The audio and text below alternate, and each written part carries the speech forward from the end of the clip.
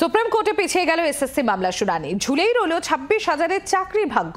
15 জানুয়ারি মামলার পরবর্তী শুনানি, আর বিচারের আশায় আপাতত অবস্থান চালিয়ে যেতে চান চাকরিহারারা।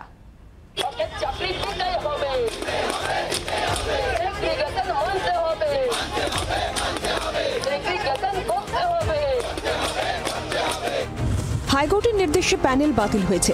চাকরি ফিরে পাওয়ার আশায় সুপ্রিম কোর্টের দিকে তাকিয়ে প্রত্যেকেই। কিন্তু মঙ্গলবার সর্বোচ্চ আদালতে পিছিয়ে গেল এসএসসির 26,000 চাকরি বাতিল মামলার শুনানি। ফলে ঝুলেই রইল চাকরিহারাদের ভবিষ্যৎ।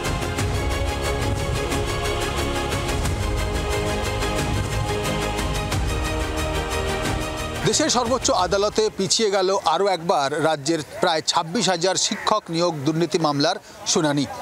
পরবর্তী শুনানি হবে আগামী 15 জানুয়ারি দুপুর 2টায়। এর আগের দিন প্রধান বিচারপতি এবং জাস্টিস সঞ্জয় কুমারের বেঞ্চ মামলাটি শুনেছিল। মামলাটি পুরো শুনানি তারাই শুনেছিল।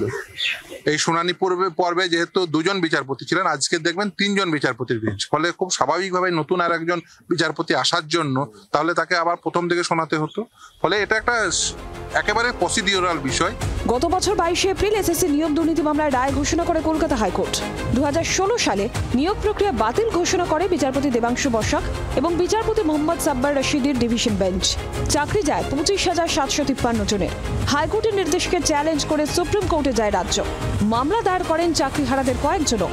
9 ডিসেম্বর শুনানিতে মূলত যোগ্য এবং অযোগ্য চাকরি প্রাপকদের বাছাই করার উপরে জোর দেয় সর্বোচ্চ আদালত। যোগ্য অযোগ্য বাছাই না করা গেলে পুরো প্যানেল বাতিল করতে হবে বলে জানিয়ে দেয় প্রধান বিচারপতির বেঞ্চ। এদিন তাদেরই ভাগ্য নির্ধারণের কথা ছিল, কিন্তু সুপ্রিম কোর্টে শুনানি পিছিয়ে যাওয়ায় হতাশ ধর্মতলার ওয়াই চ্যানেলে অবস্থানে বসা চাকরিহারারা। সত্যি আমরা খুব হতাশ।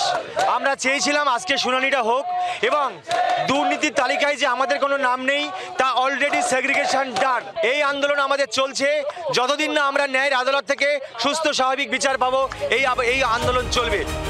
15 জানুয়ারি সুপ্রিম কোর্টে এসএসসি মামলার পরবর্তী শুনানি। আপাতত সেদিকেই তাকিয়ে প্রায় 26,000 চাকরিহারা শিক্ষক শিক্ষিকা। ক্যামেরায় শুভাশিস ও তরুণের সঙ্গে রাজীব ও অয়নের রিপোর্ট, জি 24 ঘন্টা। বাংলার আওয়াজ, বাঙালির আবেগ, জি 24 ঘন্টা।